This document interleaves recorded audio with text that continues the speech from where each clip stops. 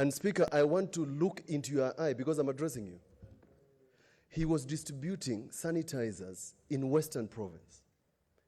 Yesterday, in Mumias in particular, yesterday, Senator Kasanga was in the press, our own senator, talking about COVID millionaires, people who have stolen masks, sanitizers to go and sell. Senator Malalah was distributing sanitizers to widows. They misled us, Mr. Speaker, and this is very challenging because as lawyers, myself including Senator Omogeni, should not have let Senator Malalah off.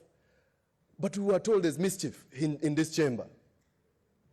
So against our oath as lawyers, Mr. Speaker, we have come to address you. Against our oath, we have let Senator Malalah, who was supposed to go to Nairobi, Nairobi area, is now on his way to Mumias. Mr. Speaker, it is you, and I'm looking at you. It is you, Mr. Speaker, who has been defied. And Mr. Speaker, if you cannot sit on that seat, this will be a good time to resign. I can sit there. Because this is a chamber of parliament. It is to an extent, Mr. Speaker, you have such powers that if there was a vacancy in the executive, Mr. Speaker, you could be a president.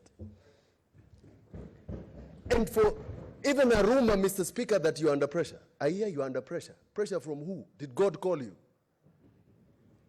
Did you speak to God this afternoon, Mr. Speaker? Who is pressurizing you? It's good you said it's a rumor. Yes. Because I'm not under any pressure.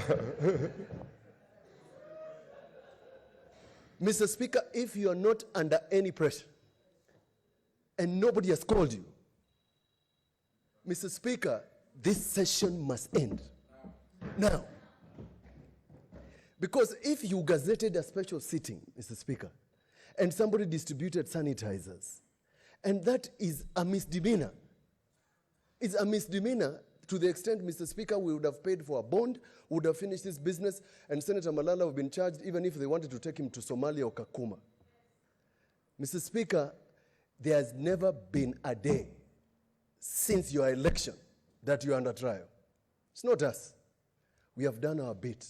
If you can issue a directive seated in your chair, and Mr. Speaker, somebody says he's on leave. Imagine what would happen, Mr. Speaker, if the car that is driving Senator Malalah at high speed rolls somewhere in Naivasha. God forbid. Would the cabinet secretary be on leave also? The contempt that they are treating us, the contempt they treat people who are elected, Mr. Speaker, tells you, Mr. Speaker, that this country is on the brink.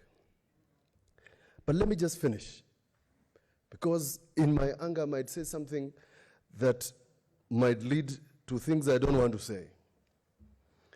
This is what the 32nd president said, and I'm talking to the powers, because other than taking my life, you have nothing, no control over me. He said this in 1941. We too, born to freedom and believing in freedom, are willing to fight and maintain freedom. We and all others who believe deeply, as we should, would rather die on our feet than live on our knees. We will not live on our knees.